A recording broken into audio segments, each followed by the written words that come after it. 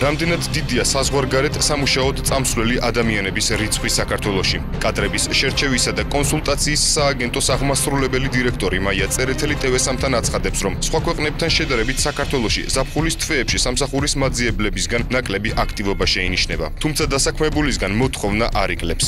კომპანია KMS Georgia დაინტერესებულ პირებს ტურიზმის სფეროში 5 ვარსკვლავიან სასტუმროებში, დუბაიში, დოჰასა და აბუ-დაბიში ასაქმებს. ძირითადად მოთხოვნადი პროფესიები მზარეულისა და ბარმენის პოზიციებია. კომპანიის დირექტორის განცხადებით, წინა წელთან შედარებით დასაქმებულთა რიცხვმა 20-30%-ით მოიმატა. პროცენტული მაჩვენებლის ზრდას KMS Georgia-ს ხელმძღვანელი სექტემბრიდან ვარაუდობს. უცხოეთში დასაქმების პროგრამები მუშაობს ძირითადად 5 ვარსკვლავიან სასტუმროებთან. გვაქვს ხელშეკრულებები გაფორმებული დუბაიში, დოჰაში და აბუ-დაბიში. წამყვანი სასტუმროების ქსელებთან, როგორც არის Starwood, Intercontinental, Marriott, Sheraton, Kempinski და ასე შემდეგ.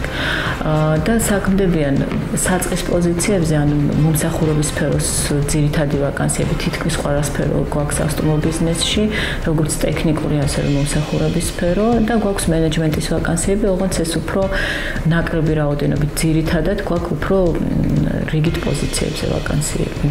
TV3 ლეგალურად მომუშავე მსგავსი ორგანიზაციების მუშაობის გაშუქებას მომავალშიც გააგრძელებს.